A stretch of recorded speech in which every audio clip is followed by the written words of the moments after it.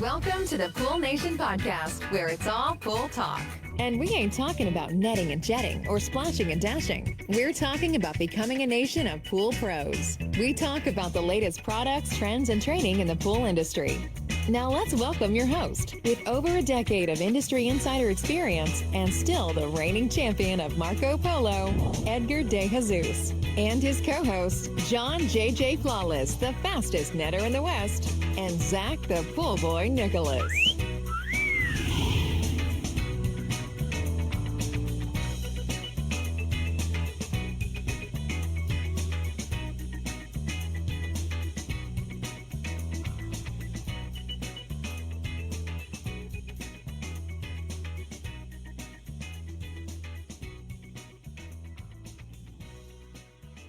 Welcome, everyone, to the Pool Nation Live podcast with myself, your host, Edgar De Jesus. And yes, I am the reigning champion of Marco Polo, along with John JJ Flawless, the fastest netter in the West, and the famous Zach, the Pool Boy Nicholas.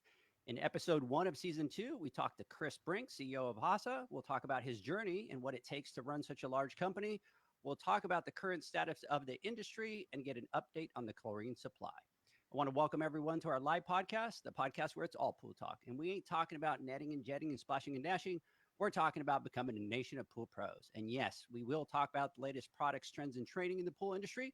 But before we get started today, I want to thank our sponsors for this podcast, the Ultimate Pool Tools, the SPPA, and the PoolmanUniversity.com. We want to thank them for their continued support. Zach, welcome back. Good morning. I'm here, so it is a good morning. I started getting nervous that if I have any more absences, I'm going to be sitting there some Friday in the future. I'm going to be waiting for my invite to join the show, and it's just never going to come. And then forevermore, kicked out. So, but as you guys saw, I have like a full-on command center going on now, so I should be good to go. Hopefully, there's no more technical difficulties in the future. And on another note, I'm really excited to have Chris on to talk to us because I think it's super cool. And the stuff we're going to talk about today is the stuff that I really love. You know, the business side of things, understanding the problems faced, and the strategies behind the solutions. So I'm super pumped for today. John, good morning. And yes, Zach, it is a pleasure to have you back on with us because we desperately missed you the last couple times. So, and on that note, to Chris, thank you so much for joining us today. I know that as a CEO, obviously your time is extremely valuable, and for you to step up and do a podcast with us, and I know you've done actually many, especially during these trying times that we're all going through as an industry, and to be able to to get on here and answer questions, and some of them are going to be some tough questions. I give kudos to you, and I appreciate you doing that. So thank you again for joining us. No, thanks, guys. I appreciate it. And I've said it on a few other of these. There's nothing more important that we can do when it comes to our responsibility to the pro and recreational water treatment. And by the way, I have to admit, I'm not a huge social media guy. You guys have a great intro, and I love the high level message on really, upping the game for pros across America. I've had the benefit of working in several industries that ultimately serve the pro in some way, whether it be roofing, insulation, contracting, you name it. And I've seen a lot of value created where the pros can double down and really get full value for what they do. And I think there's miles and miles to go in the pool industry. What you guys are doing is really cool for that effort. We appreciate that. Thank you, Chris. Zach, just to let you know, we did not know how to deal with the attendance policy issue that we have going on with you. So we reached out to Chris, and Chris was gracious enough to send us our new procedures for attendance. So we will be implementing a point system, right, John? So that we can kind of, handle this attendance thing. After the Zoom, that link that you got after the Zoom meeting or after our podcast is for My coaching disciplinary action. We're writing you up. Yeah, it involves you not getting any chlorine next week too, Zach. What bigger punishment than that, right? So, Chris, again, like John said, thanks for coming on to the podcast. We really appreciate you taking your time. We know that you deal not just with the pool industry side, but obviously you deal with, chlorine for Sure. water sources and stuff like that. So we know you're very busy. So we definitely appreciate that. And what we appreciate the most is that while there are a lot of other companies out there, excuse me, that are not able to produce chlorine and stuff like that, they're quiet, they're not out, they're not talking. And you guys have definitely been, stand up and definitely getting out there, even though sometimes things get heated. You guys are just kind of facing the music and talking to the pool pros out there. So you are our first guest of season number 2. So we just Oh, closed great. last Thank you. season. So we're super excited to have you on for this one here. So um, Well, yeah, yeah, I mean, your point is a good one. I mean, sodium hypochlorite specifically is a way to get chlorine to make all kinds of water safe, clean, clear, including literally drinking water in my community, right? And I think any pro would agree, having to boil water in their community is a lot worse than having to maybe go to one or two distributors to make sure you're getting enough Santa Chlor for the day. As much as I hate that that's happened this summer, that has been something we've had to really focus on as well, is making sure that communities that we service for safe drinking water, appropriate wastewater treatment, and so forth are also being served. Hasa is we think about the pro first and foremost every day, but we have all these other obligations to the communities that we serve. And when it comes to taking heat, I mean, Hasa's been around for over 40 years. Hasa's in it for the long run. Hasa's not going anywhere. We're going to be here. We're going to be in this industry 40 years from now. So that's why you see us. I could take my lumps, knowing that it's a particularly rough year, knowing that we're going to be here next year, and we need to make sure that those pros remember the good and the bad, and that we were here through the whole thing. yeah, definitely. We definitely appreciate that. There's one thing, guys, I do want to give some shout outs here that are on our live watching. Joel, as usual, Maria, Jeanette, Jay, big shout out to all you guys out there on the live. Appreciate you guys kind of coming on. So, guys, before we get started with the podcast, there's 2 things that I want to talk about really quick. And that is that we have another business training class that's going to be coming up on September 18th. And that's the one where we focus completely on the business side of your business. And we talk about the common reasons why small businesses fail. We talk about the different types of businesses, sole, LLC, which one is the best fit for you. We talk about building software, what it should have for you so that you have good cash flow. We talk about, different terms in accounting. We actually create a full profit and loss with your numbers, and we do a profit and loss run.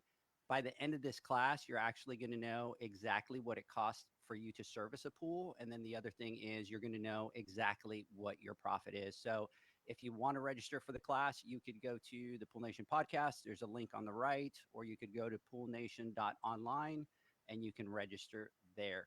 The other thing is that we are getting a lot closer to the Pool Nation Awards. Super excited about that, November 17th. So the website is open for nominations. What I want you guys to do is I want everybody to go out there and at least put in 1 nomination so that you guys can support each other out there. And then we're going to close that on the 25th. So go out there, poolnationawards.com, enter your nominations, and we'll open up voting next week. And then letters will be going out for all those that have been nominated the week after that. So Very cool. So we're super excited. And then the last thing before we jump into our live is, Chris, every week we do a shout out for a follower. And so this week's shout outs goes to our youngest member of the Nation of Pool Pros, and that is Kaid Wild Win. And he is the newest member of the NOLA Pool Guru family. So NOLA, congratulations out there. Big shout out to you, the new boss, and your wife. So big shout out. That's shout outs for the youngest guy out there for us. So all right, guys, Great. let's get this podcast started. So, Chris, I'm going to start, and what I want you to do is maybe tell us a little bit about yourself, your background, and your journey to becoming CEO of Hasa. Yeah, sure. Thank you. Well, I mean, so what it started when I was originally an R&D guy back in the 90s. And I grew up in Chicago, went to school in Chicago, and started working my way through college in the lab, and ended up being an applied chemist. And I was an applied chemist for about 7 or 8 years. And I really enjoy what an applied chemist is. A lot of people don't even know what a chemist does, but what an applied chemist does is they look at a business problem and they help a manufacturing facility or a company try to figure out how to solve that problem with materials and with materials development. And turned out that I was fairly good at that. But when it came right down to it, I was a little bit better at the dollars and cents side of it than I was at the actual chemistry side of it, or at least I enjoyed that more. And that led me to a job eventually with a company called the Dow Chemical Company, where I had a really successful career for 8 years and increasingly found ways to find really creative solutions using materials for a whole bevy of customer types, everything from folks who made shoe soles to probably the seat cushions that you're sitting on, all the way through to making large appliances like water heaters and refrigerated trucks and things like that. And I did that for about 8 years at the Dow Chemical Company. Had a really fun career, learned really best practice in chemical manufacturing and what I call a big hat company, how they think about responsibility, profit and loss, and all those things.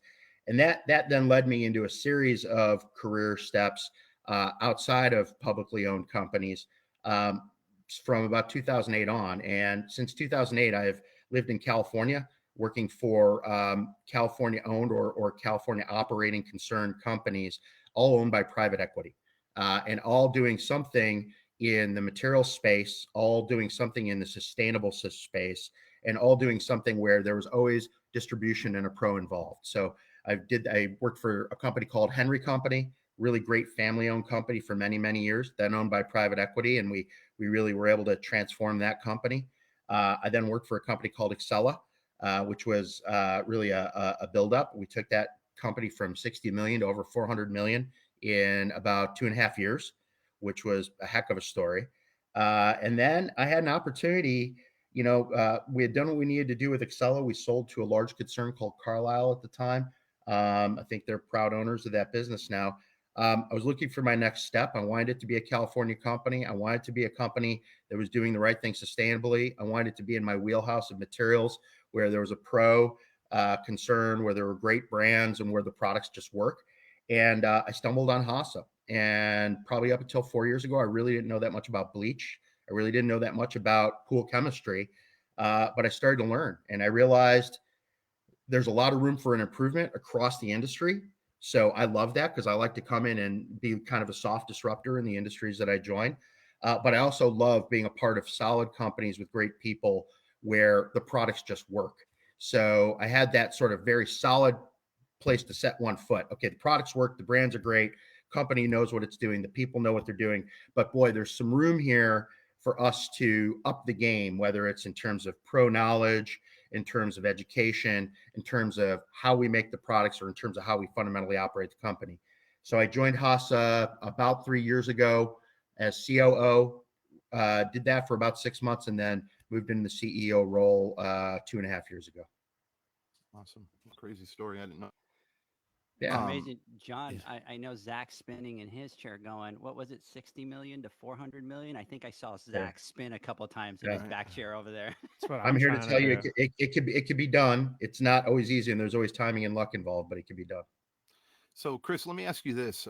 As a CEO of a large company, what are some of the challenges that big companies like yours have faced, especially during this crazy time or this unprecedented time that we're going through right now? Well, politics aside, Donald Rumsfeld used to talk about the known unknowns and the unknown unknowns, right? So I think we actually, one of my jobs as CEO is for us to spend a lot of time looking at the risks and the opportunities of the business. We actually have an exercise called R&Os where we look at all the known unknowns and we look at all the known things that we think we can do to make the business better. And we always start with the customer and then work back on how do we make business better. But I'll tell you that the unknown unknowns, obviously last year, the big one, COVID, right? How do you deal with that? And how do you keep your head calm when you're going through all that? And then how do you do the right thing? And I am probably the biggest secret of being a CEO is how much you really lean on your people if you're running the company the right way.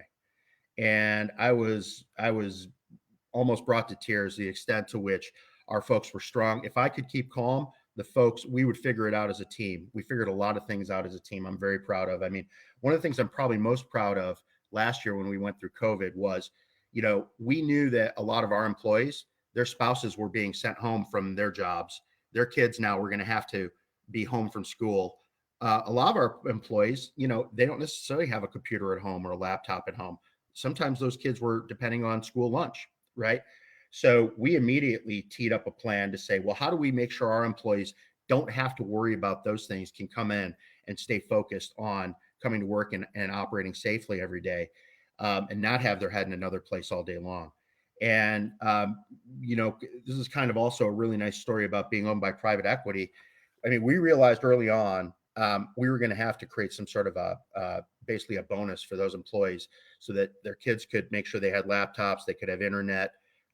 There would be a sandwich there every day for lunch. If their spouse was home from work, they'd be taken care of, or they could pay for some home care.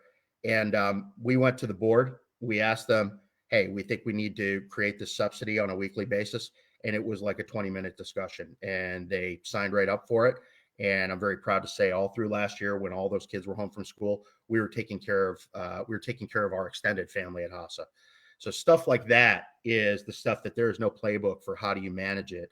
But we came up with that solution as a team pretty quickly. And the thing I love about being part of a privately owned company is we had the turn radius and the speed to do the right thing. So stuff like that is probably the biggest challenge of the job. And then the unknown unknowns this year. I mean, nobody, one might have predicted, but I don't think anyone understood exactly how hard it was going to be to hire this year. Nobody understood exactly how many people were going to stay home or try the job for 2 days and then go and then leave. I've never seen this in my life. We're all of similar vintages where I think there's a certain pride and work ethic where you come to work and, I'm going to stick this job out at least for a month or a week or whatever. I've never seen so many folks that come in and try the job for 2 days and just throw in the towel, as we've seen with some of the folks that have come. Many have stayed. I've been thankful. We do a lot of things to provide them not just a job but a career here. But that's been a challenge, and I did not predict that, and I don't know many who did, but that's been hard for us to manage through. And obviously, it takes hands to put product into bottles, so that has slowed us down in getting as much out the door as we'd like. And then the third unknown that we've dealt with probably in the last 18 months has been there was a force majeure on the West Coast of one of the biggest manufacturers of the actual elemental molecule that we use to make sodium hypochlorite. And we do a very good job of sourcing. We source from many different places.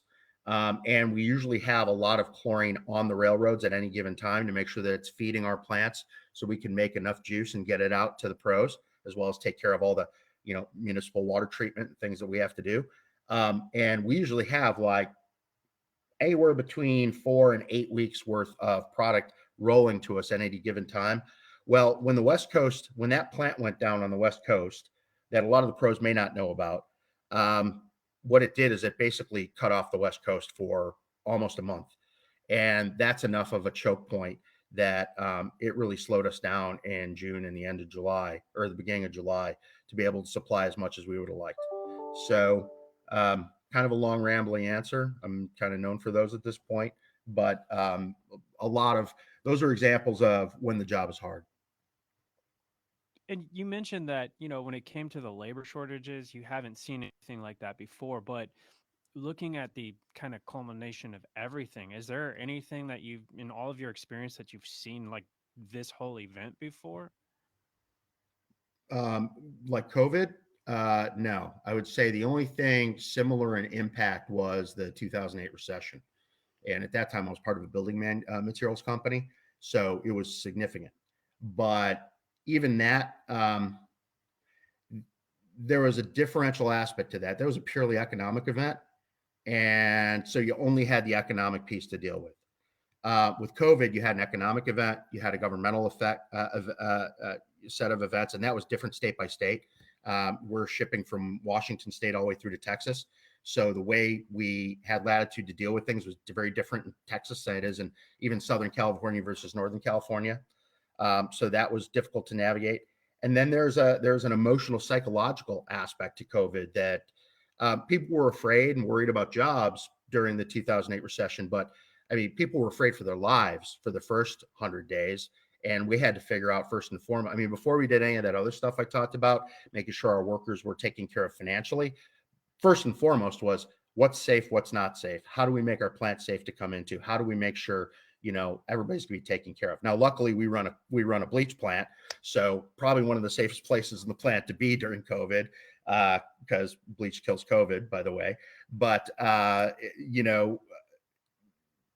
it was a triple threat. So there's been nothing like COVID in my probably since 90s, so 30 years now in the materials business.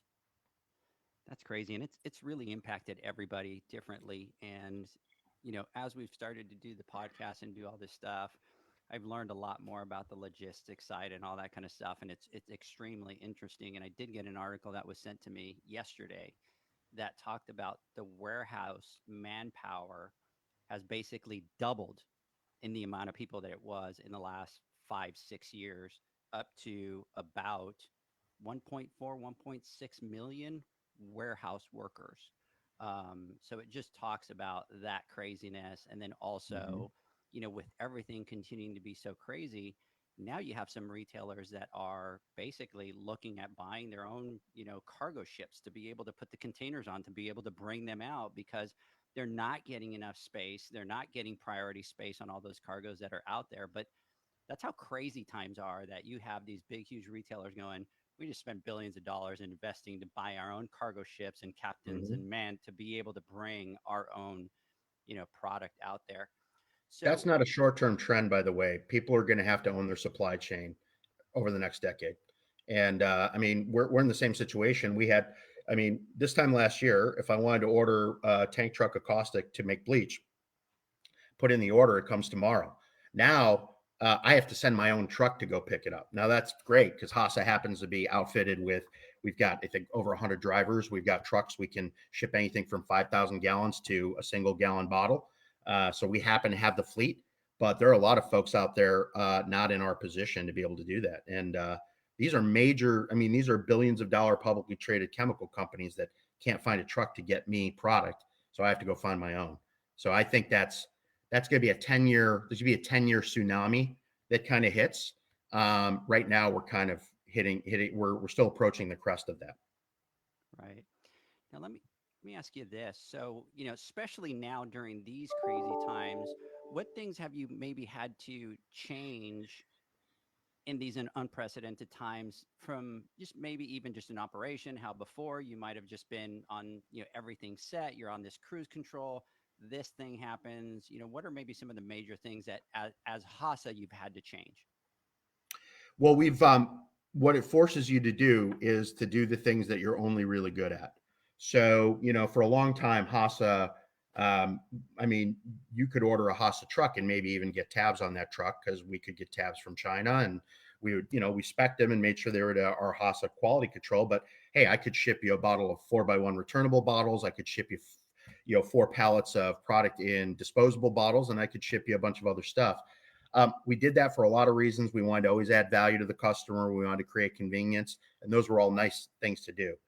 At the end of the day, if I look at the list on what I used to put on a truckload 2 years ago versus what we put on today, we really focus on what we're particularly good at, which is taking a bottle, building it for purpose, getting 20 to 30 uses out of that bottle, saving the supply chain, not having to buy 30 bottles to ship 30 gallons, putting it in a returnable container and getting it back as fast as humanly possible, filling it up with bleach.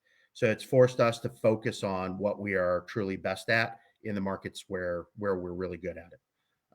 So that may be a broad answer, but that's an example of really what we are thinking about each and every day now. And the other piece is it has forced us, because there is more demand than there is product, to have much more direct conversations with customers on a much more regular basis, which is a good thing. But unfortunately, they're all unhappy conversations, because it's never, I can get you as much as you want. That's really, I can handle it. I got big shoulders, right? But it's hard on my team, because all they want to do is take care of customers. So I spend a lot more time giving out lollipops and things like that in order to keep the team motivated. Because I would say pros were really rough at the beginning of the season on the distributors, and the distributors passed that right along to us. Trust me. But they're a little more understanding now. But this was a particularly rough season in that regard. So I spent a lot of time trying to keep morale up, even as we ship more than we've shipped in the past. So, Chris, what do you think are the biggest challenges our industry will face in the next? Wow. Um, I think there's a lot of discussion, and the guys out there that really know are being understandably careful about when tabs are really going to re-enter the market. I think the challenges are going to be um, people navigating that and navigating their decision making around that, and whether they're going to depend on tabs coming back or they're really going to start to change behaviors so that, hey, if tabs come back, great. If they don't, fine. So I think that's going to be a long-term trend and a long-term change. I think there's a lot of recognition of the different models of water sanitization that's occurring as we speak, and I think there are going to be tabs. There are going to be pros that are going to wake up and say it's just easier to throw some tabs in, and they're going to go back to that on day one when there are more tabs in the market. And there are going to be some that are going to realize, hey, can I look at my business more broadly, and what has the real impact of this actually been? And am I operating a better business model to think differently about how I manage water care and water treatment? So I think those are internal challenges. Those are decisions that pros are going to have to make. The thing that's exciting for me, I mentioned being kind of like a soft disruptor in businesses. I think it is. I think these events are creating some significant sea changes in the way the pro communities are responding, the way they're thinking twice about how they manage their business. And I think most excitingly, what you're going to see is you're going to see some real effective differentiation between pros. And there are going to be guys who are like, how does that guy keep winning business and getting all the big, pretty pools? He's getting the big, pretty pools because he made a lot of big, pretty pools, and the people with pretty pools want pretty pools, and he keeps getting business. And he doesn't seem to have a problem what he charges to make those pools pretty. Why am I always getting kicked in the shins over, $10 a month difference on a service fee? So I think it's going to be a very exciting kind of spread on how the markets develop in the pro community. And it's going to be good for suppliers and manufacturers, and it's going to encourage innovation, which are all good things. Yeah, and I think you nailed it right there, because it is forcing, as a business owner, it's forcing me to think differently. It's forcing me to operate differently. I'm having to be more flexible. I'm having to be able to adapt on the fly. So, yes, it's been very trying times that we've gone through. It's been very stressful. But at the end of the day, I think when our industry gets out of this, we're going to be a better industry because we've Yes. been forced to think differently and operate differently.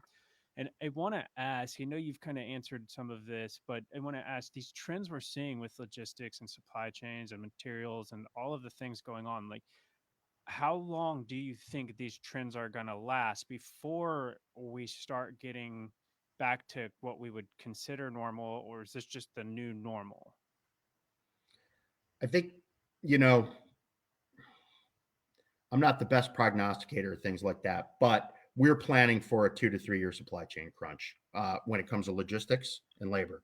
So we're putting things in place right now in order to address that for the next 2 to 3 year window. It's usually as far out as we could see on anything.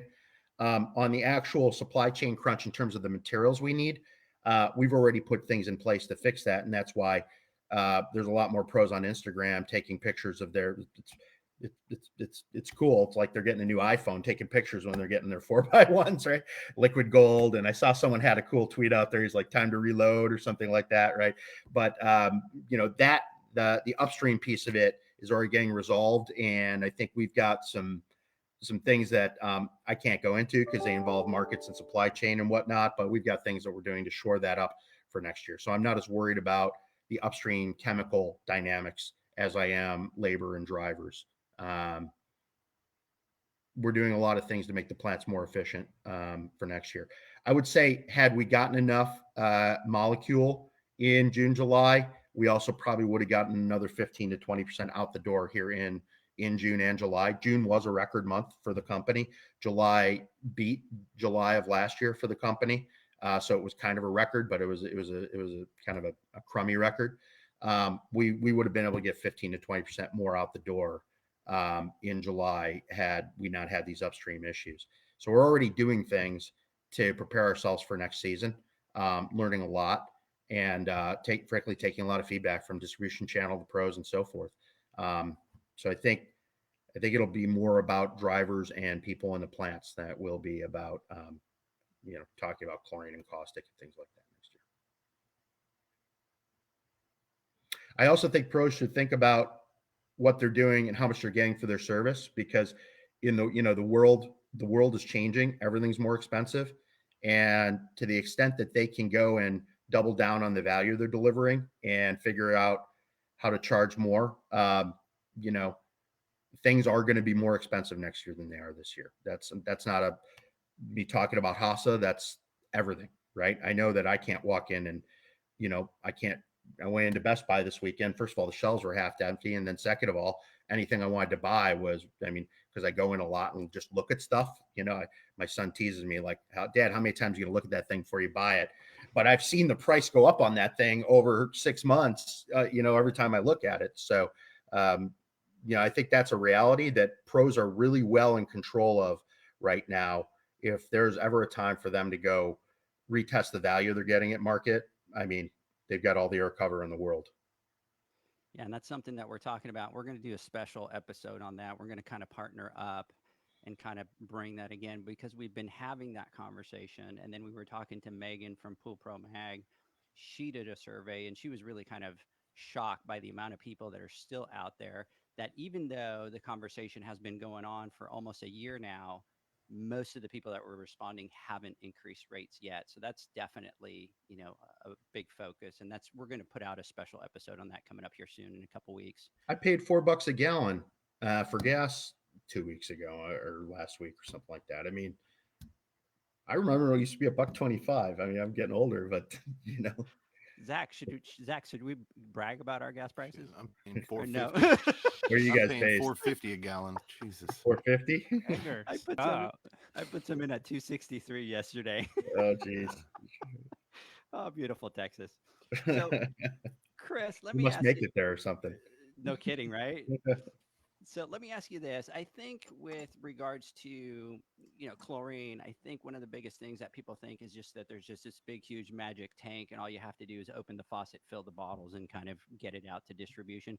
Can you tell us a little bit of what it takes from point A to point Z, dropping off those cases at SCP or PEP? What does that process look like? All right. You got to stop me when I start boring you, because I actually get excited about this. I'm a bit of a chemical geek. But all chlorine that finds its way into the merchant market today comes from what's called the chlor-alkali process, which ultimately starts with salt. Not very different from the salt that you all put into pools, but the salt you sprinkle on your chicken for dinner. You take that salt you get from a lot of different sources. You take that salt, you make salt water. You put it through a what's called a cell, which is really kind of works like a battery, but in reverse. You pass electricity through it, and it's got a membrane, and the chlorine goes to one side, and the sodium hydroxide, the sodium stays on the other side, and it makes what's called caustic or sodium hydroxide on one side, chlorine on the other side, which actually comes out, bubbles out. It's really cool. And then it makes hydrogen. You get three things. That chlorine then usually gets repackaged as liquid. You chill it down, you repackage it as liquid chlorine, and then it goes to a variety of processes in the chemical industry. And then as many things as chlorine goes to, caustic goes to even more. Caustic goes everything from, making clothing all the way through to food additives. So those chemicals then reach what we really call the commodity chemical market in the chlor-alkali chain. So those large elemental chemicals, Hasa does not do that part of the process. We're not that far vertically integrated. What we will do is we then take chlorine and caustic in large rail cars, usually. So, hundreds of thousands of pounds at a time. And we combine them. And when you combine them using our chemical processes, it actually makes the bleach. So it's a relatively simple process, but it has to be handled very carefully. And we do that at 4 of our 9 facilities.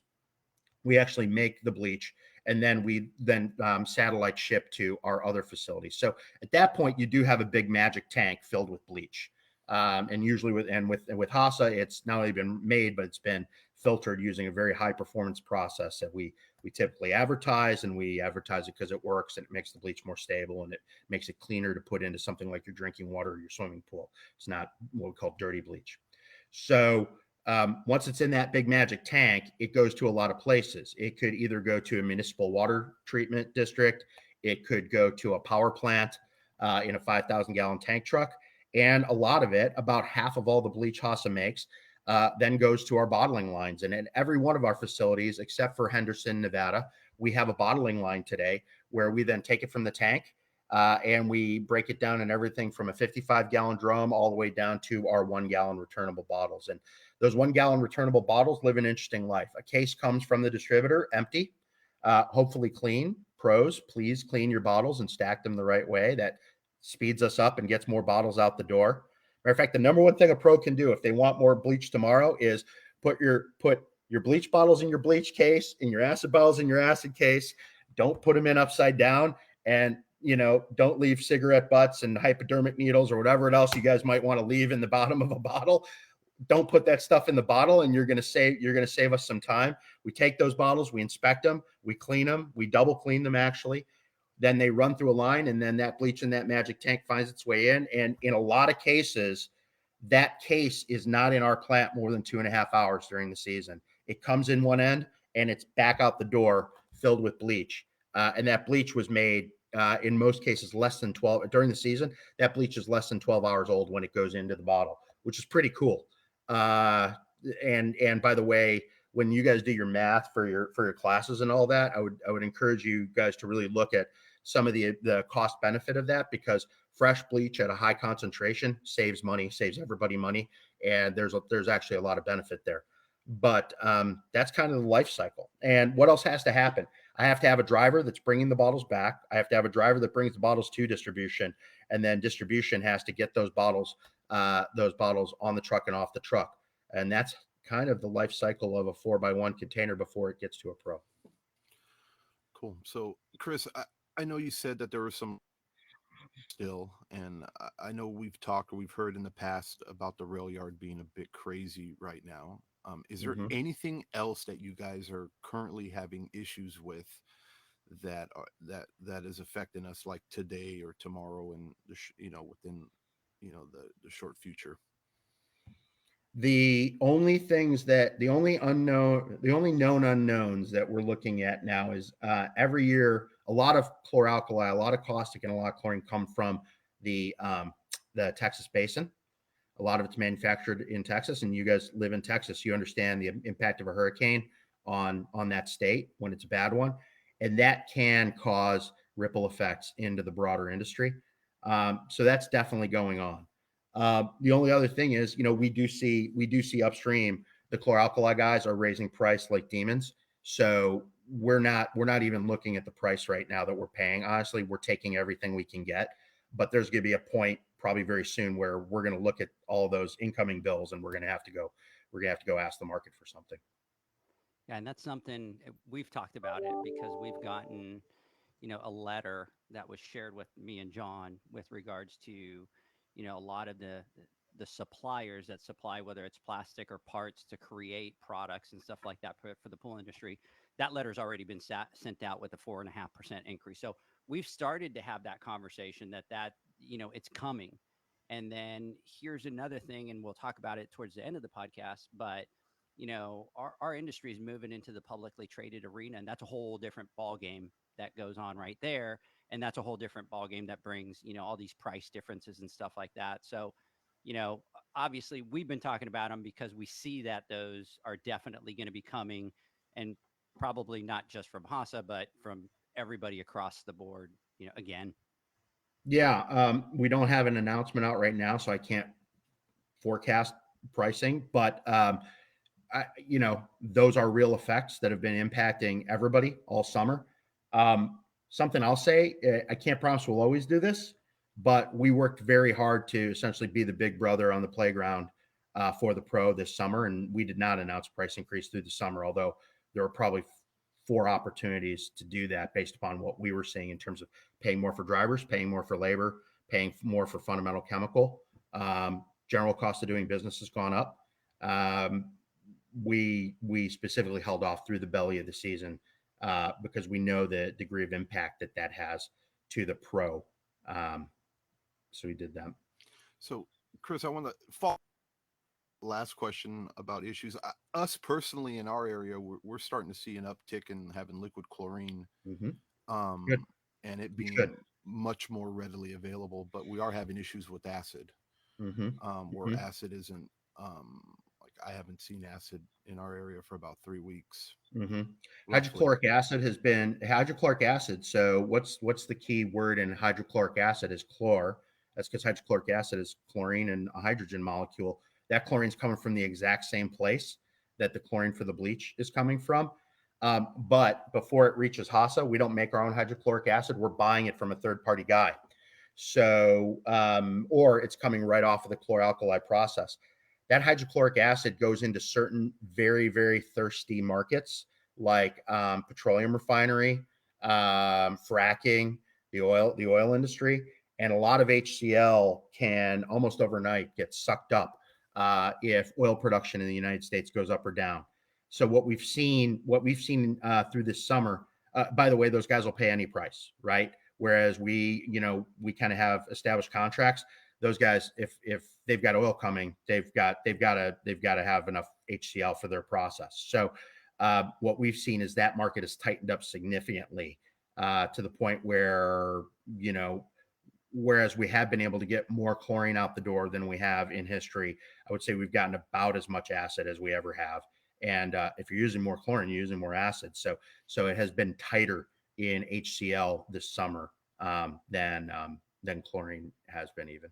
Do we have any outlook maybe on when it might let up, or is it we're just still rolling? Hasa's working tactically. I can't tell you at macro what we're gonna do, but Hasa's working tactically to shore up certain partnerships so that we've got more HCl in the winter and through next year.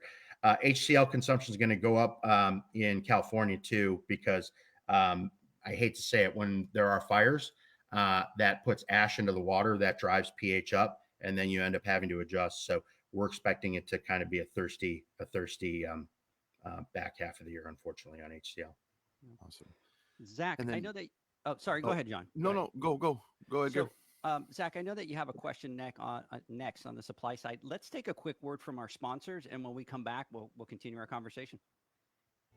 The SPPA is dedicated to the niche general liability insurance needs of pool and spa professionals. As industry leaders, we'll fight for you, protect you, and be there for you. We provide extraordinary service before and after the membership and insurance is in effect. Insured members of the program get the best customer support and have peace of mind that their alliance is their voice and always fighting for their program and insurance needs.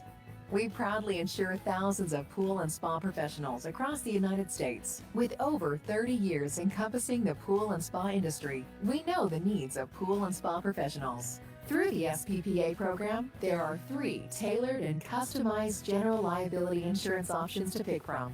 For more information on our programs and insurance options, visit our site at www.thesppa.com. The sound of you continually pitching pool care poles into the trash. The sound of you using an Ultimate Pool Tools carbon fiber pool care pole for years to come. Go to ultimatepooltools.com or Instagram at ultimatepooltools. Now available, Pool Invoice. Pool Invoice is a pool billing software created specifically for the pool service and repair industry. It's developed for our industry and only our industry. Pool Invoice is built with recurring billing in mind. You can print, email, text invoices, or even send via WhatsApp. You can add recurring or yearly charges, accept credits, and set up autopay. You can even see when customers have seen the invoice. It even has a customer portal where they can log in and see, print, and pay invoices. It has all your customers' information on one page, so you don't need to search through hundreds of invoices looking for the one you need. Just go to the customer profile and it's all at your fingertips. Created specifically for the pool industry, Pool Invoice. Now available at poolinvoice.com. Welcome back, everybody. We're talking to Chris Brink, CEO of Hasa. Welcome back. Zach, sorry for jumping in and interrupting. I'll let you take the next question. No problem. So, Chris, I want to ask, at this current point in time, are there issues with your suppliers that would slow down production, or are things kind of smoothing along by now?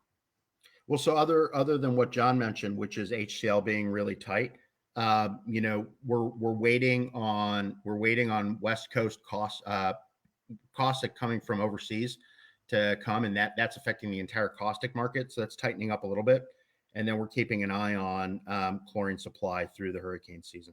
So those are the three things we're doing. Little bit on bottles and containers and cases, but that's where we have a 30-1 advantage over anybody else who's making putting chlorine in a bottle today, because we make a bottle and we're getting 20 to 30 uses out of that bottle. And then we make sure it's responsibly recycled. So that's always a little bit of an issue. Another thing pros can do is make sure, if you've got some old 4x1 sitting in your garage, get them back and get them back quickly, because we're seeing more go out the door than come back. That means probably two things. It means there's a little bit of hoarding going on, probably in some cases. But to the extent that people could be mindful and get those returnables back, that would really help us out. So, Chris, how do you see Hasa changing in the next year? Oh, great question. Well, we're doing a few things. I need to walk a line here, because when I start talking about being aspirational in the future and how we're going to grow, I get a thumb in my eye and someone says, just ship more chlorine and shut up. But Hasa has in the last 3 years significantly increased the number of manufacturing sites and the amount of capacity. If this was the Hasa of 3 years ago, everybody would have gotten half as much as they're getting today this summer. Easily half the amount, right? So the Hasa today is significantly larger, significantly better positioned to supply the needs of the industry. While it has not been everything the industry ended up needing, we've been able to fill in the gap in many ways. And Hasa is going to continue that trend. You're going to see us continue to add assets in the markets where we're known, continue to add capacity, continue to get closer to customers. You're going to see more and more of those returnable bottles, those 4x1 containers, out into the market, and probably fewer and fewer of those what we call non-deposit or one-time disposable bottles. Why that? First of all, economically, it makes better sense. Second of all, I think as pros are trying it, they're realizing they save a lot of money using the returnable format. They realize that they save a lot of hassle properly disposing of those bottles. And one of the things I love about being CEO of Hasa is it gives me a very big lever to do the right thing for the environment and our communities. And that returnable model and that returnable format has been really successful. So you're going to see us continue to lean into that all the way through to new products. So there's a product that we've been dabbling with in the market. Well, we have had a product for a long time called the Liquidator, which was a self-feeding tank. That product was great in concept, probably had some things to improve. We have really effectively improved that. We now have a product we call the Hasa Liquid Feeder, which we'll be launching in earnest here sometime in September. You're going to see it at every major distributor, every retailer who wants to carry it. And this product is pretty awesome because it essentially works like a carburetor attached to the pump of your swimming pool. It's going to allow you to put 4 gallons of bleach with 4 gallons of water, and depending on the size of that pool, sanitize that pool virtually trouble-free for up to 2 weeks. As soon as you put 4 gallons of bleach into 4 gallons of water, you cut the concentration of the bleach to 6.5% plus or minus. That immediately stabilizes the bleach for up to 2 weeks in the tank. And what folks are going to see is what the entire commercial industry has seen is that when you go to liquid, you save money and you save time and you have a prettier pool. So you're going to see us pushing that a lot because I'm a believer in it. The market has already asked for it. And we think the time is right now, especially with tabs still being short at least through next year. Yeah, we did have that. Go ahead, Zach. Sorry.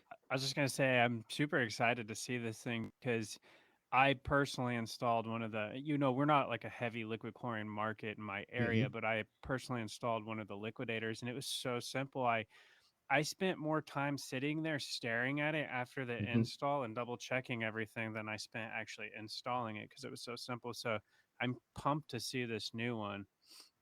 By the Yeah, way, the problem is it looked like a diaper genie, right? It looked cheap. It didn't look, and it had, I mean, we made 22 different upgrades from what we learned on the liquidator to the HLF.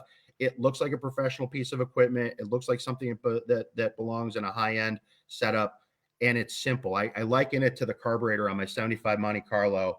It's something I can maintain and install, right? You could put one of these things in 20 minutes. You can maintain it in 10 minutes, maybe every 2 months, and it works. It just works.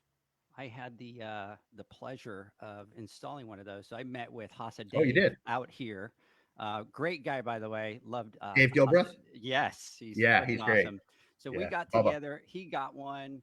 We went out, met with service tech out here, and we actually installed one. We shot a video for it. So we Oh, have a great. video ready to go. We kind of did a teaser, but then obviously we were kind of hit up with the chlorine shortage, and Hmm. then some of my other pool pros were like, "Yeah, you just don't put that out, dude, because we're having some Yeah. issues." So I'm like, "I Hmm. respect that. I'm okay." But let me tell you, first of all, very easy to install. Number two, the thought process that went into that thing, you can tell that there was a lot of, you know, going through what the pool pro needed to be able to put Exactly. that thing in. And then my favorite thing, and we talked about it, is whoever put the tap inside the package for the tools, you need to go back and you need to give that person a raise Hmm. because this thing has everything. You, Zach, John, you get this thing. It has everything to be able to install it. You don't need, any, go out and buy a tap set to kind of do it or do it. Yeah, It's it's in all there. included. Guy gets in there. We put it in. Even with the recording and everything, it was like 20, 30 minutes and we were done. So, And it's cost effective. I yeah. mean, a pro is going to be able to sell this to a customer somewhere between 300 and $400 all in. It's going to be a nice little value add for the pro. It's going to make the pro's life easier, and it's going to make that pool look awesome.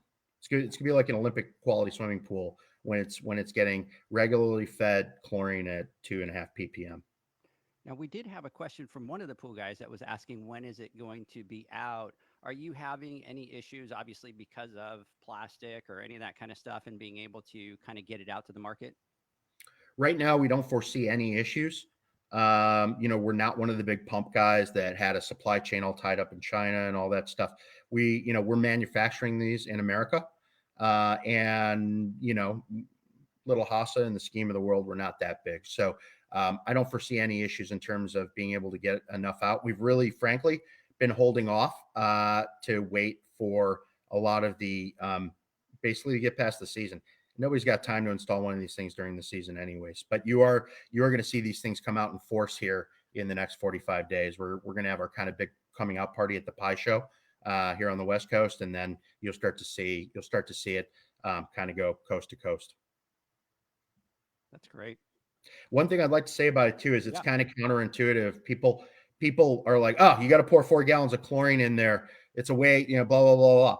The reality is you're pouring 4 gallons of chlorine in there and now you're using it at 80% of the rate that you normally would. So it's counterintuitive, but you're actually saving chlorine every time you put one of these things in. Because if you get the thing dialed in properly, you're using a lot less than you might normally do if you're just dumping a bottle. Okay. Great. So, Chris, I want to ask some questions that were sent in to us by the pool pros. Sure. And the first one would be, what steps are being taken to help prevent or minimize the shortage moving forward? Okay, so we have and are actively paying employees significantly more than we ever have. We've doubled down on something we call the 5 career paths at Hasa. So we are hiring employees for the long term, not hiring them for seasonal work. So we're going to have the right amount of labor. We have identified uh, tens of millions of dollars of capital improvements for our plants, which will lend to automation improvements in terms of getting product into the bottle. Um, we are we have worked to shore up our supply chain in every product required for next year. We're already looking into next year, and we have several strategic partnerships now established. They're going to allow us to make sure that we have more raw materials or that we can get through the bumps. We have changed the way we do the math on how many rail cars we need in the system at any given time to create even more buffer for next year's season. And we've made some key moves within our operational management in order to make sure that we can be just a little bit even closer to the customer. That's everything we've done inside the fence line of Hasa. Outside of the fence line of Hasa, we are having even more robust discussions with all of our distribution partners. We all had a conversation about October of last year saying, okay, tabs, shortage, what are we all going to do? We all took really good guesses at what the market was going to be like. Everybody was off by 20%, right? So this wasn't just Hasa saying we're going to need to get X more out the door. This was any name you can name, because we serve virtually all of them in some way, shape, or form, all giving us their best guess. And their best guesses were everything from 14% to 23% more this year. And I mean, we all whiffed that ball. I mean, it's probably 40% more this year. Anybody who has to do 40%, I mean, go lift a heavy weight, because if anyone's ever been a weightlifter, lift your heaviest weight. Now let me load 40% more weight on, and you tell me how well you do. I mean, the answer is every season we're lifting the heaviest that we've ever lifted, and we lifted the heaviest we've ever lifted this year. But add 40% more on, nobody can do it. Even Hasa wasn't able to this year. So we're going to have more robust discussions with our partners on, hey, what could we have done differently with the partners, and what could they have done to manage their supply chains effectively with us. So that's a lot. Sorry, it was a long list. No, that's because believe it or not, we're thinking about that every day. So that's great. Here was the next question that was sent in. What has Hasa as a company learned about these crazy times that impact their business? I think I'm still in it. So this is a better question in 60 days. But probably the thing I've been most impressed by is the Hasa loyal people, whether they're inside or outside of the company, the grit that they have. So we've got folks inside of the company that have been swinging cases, filling bottles, driving trucks for 10, 15, 20 years. Boy, can those guys and gals just suck it up when it's really hard. And they have been awesome. And that includes even our customer service team, who are, taking a lot of flack, right? So, I mean, if I have an opportunity to thank them, I'm going to thank them right now. They've been awesome. Every one of them is an awesome. And I can sleep at night because those folks are inside of the company. The Hasa loyal folks outside of the company, I want to thank you all too, because we all get grumpy. We all have bad days. And I'm good with that, right? I get grumpy. I have bad days too. But I also do appreciate it when someone says, hey, look, I know I just, tore you a new one. But at the end of the day too, I appreciate you guys sticking around and doing what you can. So that's probably been my favorite lesson of the season is how much we owe to those Hasa loyal people. In terms of macro, boy, I hope we're never in a hiring environment like this again. This was my first one. I've been in the business. I mean, I've been in the materials business one way or another since Dow. So since 2001. I mean, I've not seen anything like this in 20 years. So I'm honestly going to write this one off a little bit as a probably won't see something like this again for 20 years. On the raw material side, I've seen this a lot. This is actually kind of a common thing to see in the chemical industry for markets to get tight, markets to get loose, and things to get ugly. I'm sorry that the pros have had to learn more about chlor-alkali than they ever had to know in their entire careers. I also think it's a good thing, because I think when you realize how precious these molecules are and how hard come by they really are, it forces you to conserve. And, you will never hear me talk more than an hour and not use the term conservation, using the amount you need to. And why? All the reasons you can imagine, but also because it's good business, right? I've had it proven time and time again. When you have a conservation mentality, your P&L looks better. You have more money to spend on other things. You can invest into your business. So you could do better things. So, and that is not just at the company level, whether you're an entrepreneur. That's from a societal standpoint. So you're rarely going to hear much messaging from Hasa that doesn't involve that as part of the message, because that's a big thing for us. So I learned a lot about how the pro has had to come through that hardship of their learning cycle, and I've been impressed. I've been largely very impressed. And I'm also proud to say, as many folks as were really worried about their businesses this year, and every one of us was. I don't think one pro has gone out of business because of a want of sanitizer. They've figured it out some way, one way or the other. They've either switched, they've scrapped, they've conserved, they've used new techniques that they didn't use before, whatnot. I think the industry, it was a hard year, but the industry has come through it, and that's been really interesting to learn and observe and be a participant in. Next question that came in, Chris, was what's the biggest hurdle that you're facing now that is slowing down production and deliveries of chlorine and acid? The biggest hurdle is actually just the after effect of June, July. We're just on catch up mode. So we're actively catching up. As you see in Northern California, we're getting more out every day. You're in Northern California, John, or Southern? Southern Yeah. California. So in Southern California, you've definitely seen us catch up, because I've got 3 plants to serve Southern California. But we're basically just getting past that. It's like if you're a surfer and you get whacked by a wave, we're kind of like shaking it off, and we're getting out, paddling out there. We're starting to catch waves again. So that's really the biggest thing we're dealing with, is just overcoming the hangover from June, July. And September is better, or August is already much better. By the end of August, we're going to be at a clip, and September is going to be good, I think. So that leads into the next question. Can you share a forecast on September? That would be technical. It would involve charts, and it also would be something called market signaling, which I'm not allowed to do if I want to not go to jail. So I can't do that. What I can tell you is, we don't want that. What I can tell you is we're going to ship more in September than we ever have in the history of the company. And we are going to ship more in August already than we ever have in the history of the company. And that will continue to feel more and more comfortable to the pro, because in our experience, the market drops off in 10 to 15% increments month to month now until about October. So demand will drop even as we're making more. So sooner rather than later, it's going to feel comfortable. Gotcha. Another big shout out over here. So poor Jay Breakfield is going, I swear I don't get any phone calls all day until I try to listen to the 1 hour podcast of you guys. So he's a little ticked off there. So thanks for that, Jay. The next question that I have, which you've already answered, but I'm going to ask it again anyways, because what we want the pool pros to know that we specifically asked their question, and that is what's causing the acid shortage. Mm-hmm. It is the shortness of HCl and the increase of chlorine, elemental chlorine, combined with the increased demand for hydrochloric acid in things having nothing to do with the swimming pool industry. Last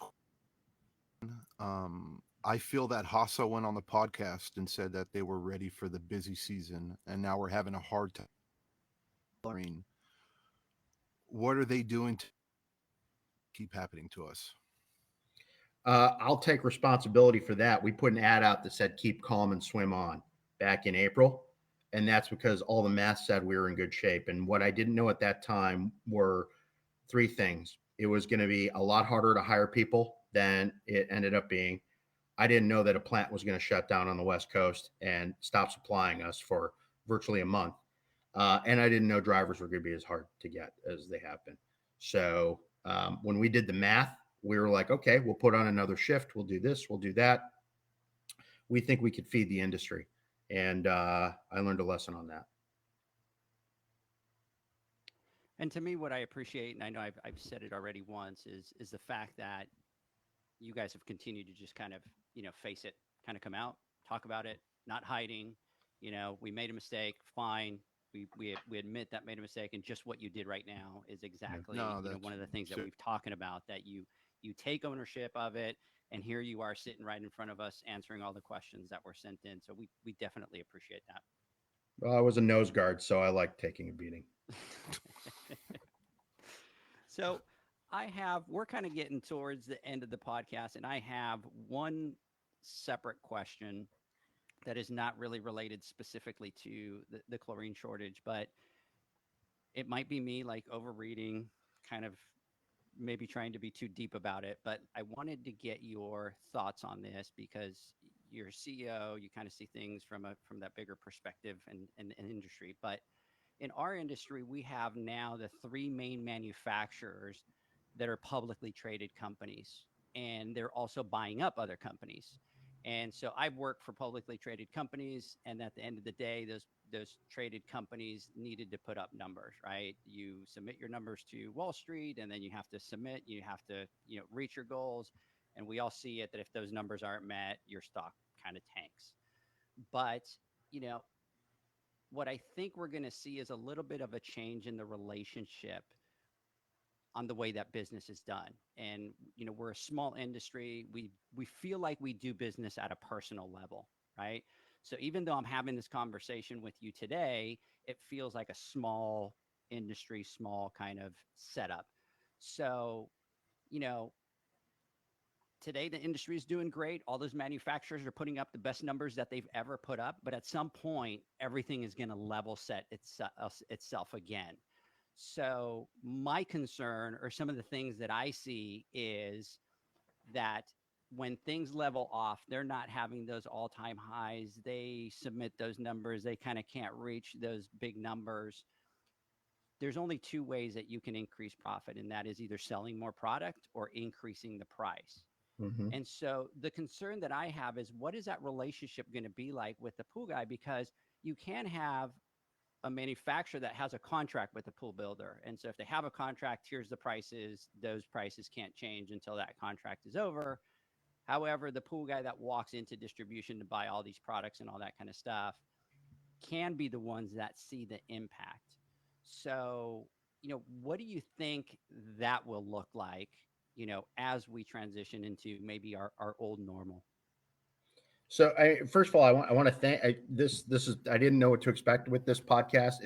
It's fun because you guys talk business, and business is my sports. So I'm really enjoying this. I'm going to become a regular listener now. Thank you. Uh, you know, I've worked for both publicly traded and privately held companies, whether it be family owned or private equity owned. And in almost all those cases with the private equity owned companies, they were at one time a family legacy company, um, just like many publicly traded companies were at one time. I think there's two things. There's kind of a playbook out there that all these companies almost have to follow because they need to be economically efficient. So all the things you're identifying definitely are the pressures that large publicly traded companies face. Hasa faces them too. So that playbook exists for a reason. Um, the difference that you'll see, and if the pros really want to try to figure out where things are going to go, is you got to watch the leadership, because to the extent that the CEOs of those companies seem to be connected with and understand the industries they're involved with, and the extent then to which they empower their leadership teams to be close to the needs of their customers, that's going to dictate the behavior of those companies. I would say even more so than the playbook, because um, even CEOs are people, right? And it's really a matter of what are those guys caring about and those gals caring about on a day-to-day basis. That's one reason why, even though I'm a painful introvert, I've been on several of these things over the last couple of weeks. I mean, you can ask my team. I'm like, I really don't want to do this, but I do want to do it for the reason, because I want to know that we are connected to the communities that depend on us. And I think, so maybe said another way, don't watch the game, watch the player. No, I think, look, it's easy for when everything's beautiful and it's all sunshine and rainbows, right? For you to get on, for anybody to get on and say, oh yeah, this is great, everything's Right. doing well, but when the Right. shit hits the fan, right? And people are stressing, and you have a bullseye literally, on your back. Yeah. It takes some serious, what I'm talking about, Yeah. get Oh, on and thanks. say that. So I commend you for that. It's not easy. I mean, we're all in this together, and It's nice to see just a company, but the head of a company that is a vital part of our industry, to step up and face the music and admit some responsibility in some actions or things, because we all make mistakes. But what's important is what we learn from them and what we're doing to prevent them in the future, right? Instead of just putting our head in the ground saying, oh no, it's not our fault, no big deal, no big deal, no big. And it's also important to talk about unknown things that a lot of us that are on the playing field don't really have vision at, or don't really get to see. You guys look at it in a different lens, and there's a lot of other working pieces, and there's pieces to this puzzle that a lot of people don't understand. And to have a little better insight in it kind of helps us see what's really going on, right? So that it's crazy, like you were talking about. And I'm just sitting here and listening to everything you're saying, and I'm just going like, man, we're all going through this struggle. Hmm. And I really appreciate you coming on here and just speaking the truth, right?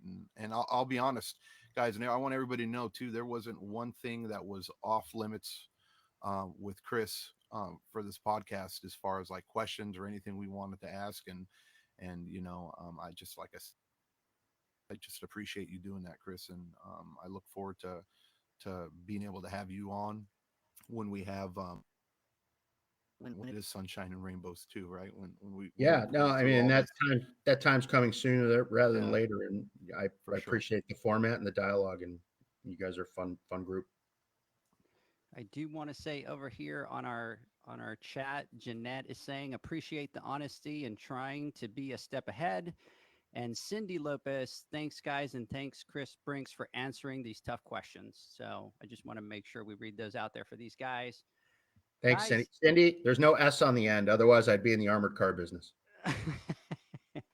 or and I'd have a lot more or own money. it, right? Yeah, exactly. That would be better. So, Thanks, guys, Cindy.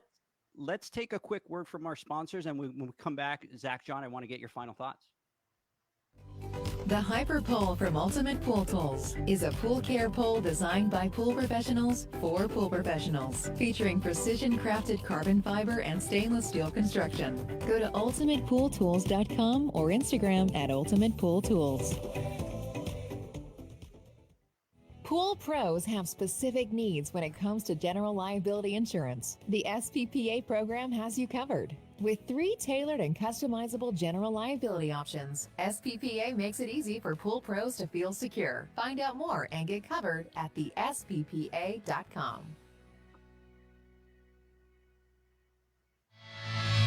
Now available, Pool Invoice. Pool Invoice is a pool billing software created specifically for the pool service and repair industry. It's developed for our industry and only our industry.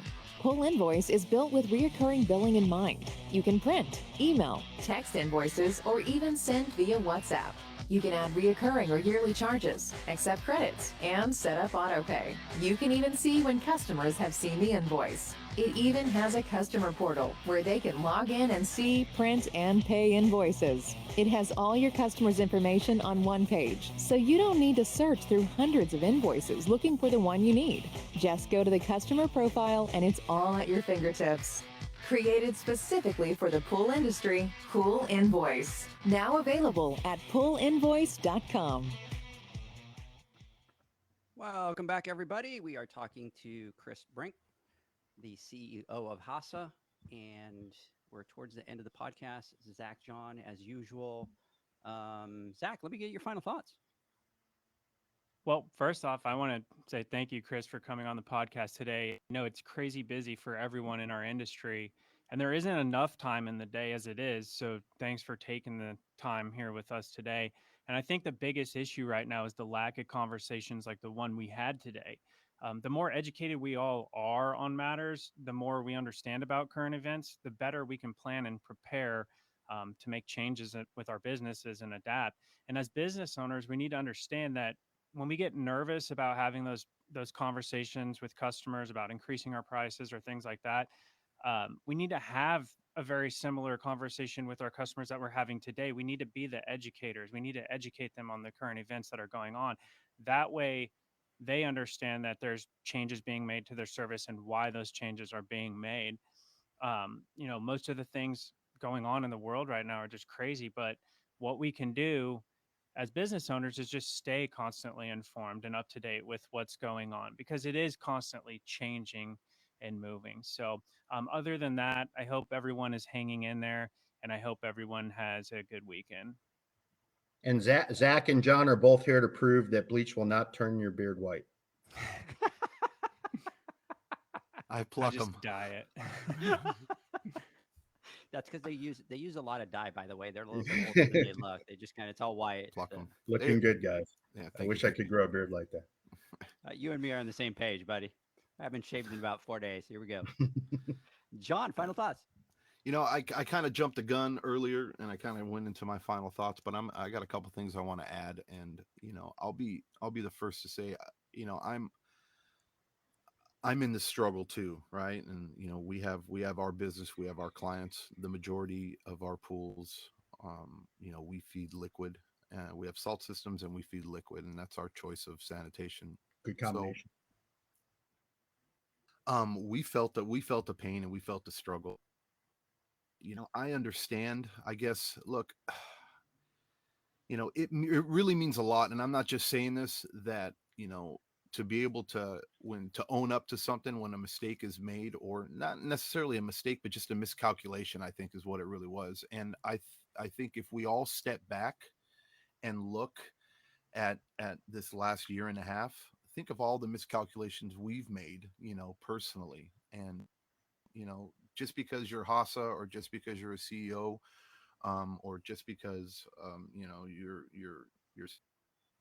at another manufacturer, doesn't mean you're human, right? And making Sure. a calculated risk and a mistake. I think the biggest issue, with Hasa, was that, like you said, that post where it kind of gave everybody that false sense of security, where keep calm, there's plenty of chlorine. But the reality is, and I really liked what you said, what we've learned, we grow the most through our struggles, right? It's good, right? And everything's going well. We tend to become complacent, and we take things for granted. But when something is as simple as liquid bleach or chlorine, right, that we've had, that now that it used to be readily accessible to us, and now that we went through a stage where it isn't, it forced us to grow, and I think it made us a lot better as an industry, if that makes any sense to anybody out there. And you might not, a lot of you that are still going through the struggles, you might not realize that, or you might still be hurting, and I feel for you. And whatever we can do or to help you through this, let us know. But I promise you, you make it through this, it will make you a better person, and it'll make you a better business owner. And future, likewise, I think with Hasa too, they'll be more prepared for this, because we all are human and things do happen. But it's just funny how we so easily forget about some of the other shortages that we have. Pentair, Jandy, all the other manufacturers, Hayward and stuff, where we can't get. I mean, I still can't get for God knows how long. And we know that that might not be as crucial to us at the service industry side of it, but in real an issue that the whole industry is going through. And I just commend you, Chris and Hasa, for having the guts to get up here and face the music, and listen to answer some of these tough questions, and not dodging any of them. So I appreciate it. Thank you so much for your time. Thanks, John. So I am probably gonna make a couple people mad, but I'm gonna go ahead. And one of my biggest pet peeves has been that there's been, whether it's suppliers, manufacturers, whatever it is, that are sticking their head in the sand, and they're just kind of, the heat is up, we're just going to stay quiet, we don't talk, we don't share what's going on, we don't let the Puga pros out there know what's going on. And I've tried to reach out to lots of people to just kind of, and I tell them, look, just at least give us a little bit of information, so that we know the struggles that you're going through, so that we also understand, so that we also don't get frustrated. And Why there's would been, right, they're right. watching Hasa getting their ass kicked? But at the end of the day, John, when you sit and you hear the CEO of Hasa face the music and sit here and tell you that he's an introvert, that he doesn't like to do this, but he sees that as a company, that's how he has to drive the company. That's what everybody else should be doing. And I won't go too deep into it because then I'll get fired up and do one of those rants that John doesn't get all I pissed believe off, you right? Because 100%. they, but it's like they sit there and they just kind of hide and they put their head in the sand and nobody's, willing to come out and talk and explain what's going on. And what happens is when you talk to your customers, when you face your customers face to face and you let them know what the problems are, they're going to understand you and they're going to become more loyal to you. So like Chris was saying, it's a matter of look at the leadership and look at what it is that they're doing, especially long term. So anyways, there's my rant, John. Chris, I want to thank you for coming on the podcast. We Thanks, really guys. appreciate it. Terry has been, by the way, phenomenal since day one with us. He's another guy that has not shied away from anyone. He's even told people, you have my, you can reach me on Instagram. You have my phone number. You have any issues, call me directly. I won't hide from you. I'll answer your calls. And we can tell that that's coming from the leadership above because you're doing the same thing. So they're obviously doing what it is that you're doing. So we definitely appreciate that. That's Terry's job. We hire him to educate and not push chlorine. His job is to educate the industry towards whatever the best solution is, because that keeps us on the front edge. If there's some better solution than what we're putting out there, it allows us to get ahead of that curve. So hopefully he's doing a great job for you guys and all the pros out there. Definitely. So Chris, you have our platform. Anytime that you ever want to come on, anytime that you want to talk, we're here for you. And we want to thank you for your time. John, Zach, as usual, thank you for your time, for coming on and taking your time out of your busy day. And we will talk next week. Yeah. Thanks, everybody. Have a good Really week. Have a great one. Have a good weekend. Bye.